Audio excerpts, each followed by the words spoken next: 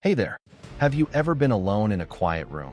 The hum of the refrigerator just clicked off, and in that sudden, total silence, you thought you heard something?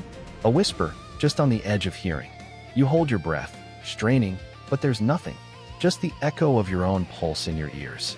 Most of us dismiss it. But what if you didn't? What if, in that silence, you decided to listen deeper? To ask a question into the void and get an answer back? Hey, welcome back. I'm Ibnul J. Farabi, and this is the Unexplained Archive. Today, we're diving into one of the most personal and perplexing corners of the paranormal, electronic voice phenomena, or EVP. The idea that voices of the dead, or of something, can imprint themselves on audio recordings, speaking from the static. And our story begins not in a haunted house, but on a sunny afternoon in the Swedish countryside, with a man who just wanted to record birdsong. His name was Friedrich Jürgenson. In the late 1950s, he was a figure straight out of a mid-century novel, a Swedish painter and film director of Baltic German descent, a man of culture and curiosity. In 1959, he was out near his summer house with a reel-to-reel tape recorder, trying to capture the calls of songbirds.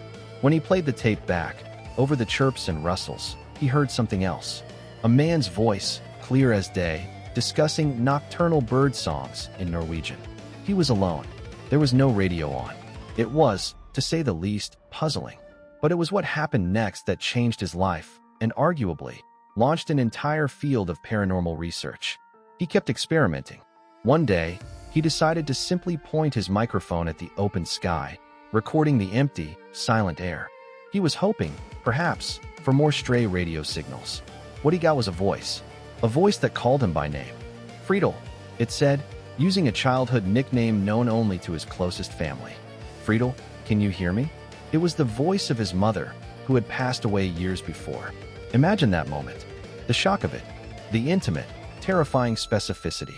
This wasn't a random phrase. It was a direct, personal address. For Jürgenson, this was no longer an oddity. It was a communication. He dedicated the rest of his life to what he called voice portraits, methodically recording hours and hours of blank tape, then meticulously scouring the audio, pulling voices from the white noise. He published a book, Voices from the Universe, and even presented his findings to the Vatican, which, legend has it, took a quiet, serious interest. Now let's pause here. As an engineer, my mind immediately goes to the technical. The 1950s and 60s were the golden age of analog. Tape hiss, radio interference, cross-modulation, faulty grounding. These are the natural-born creators of audio artifacts.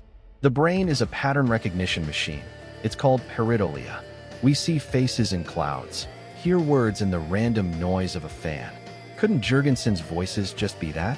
His own subconscious, longing for his mother, imposing her voice onto a stray radio broadcast from an Oslo station? It's the most logical explanation. And for many of his early recordings, it's almost certainly the correct one. But then you get to the later experiments, the ones conducted under more controlled conditions. Jürgenson, and later researchers like Konstantin Zradov, would use sealed rooms, new tapes, and record onto devices with no microphones at all, just pointing at a silent diode. And still, voices would appear. Voices that would answer direct questions, provide information the recorder couldn't have known. The content is what chills me. It's rarely Shakespeare. It's often fragmented, grammatically strange, as if compressed through a terrible connection. Phrases like night comes or work with the light. But sometimes, the clarity and relevance is staggering. This is where the mystery deepens from a technical glitch into something profoundly human.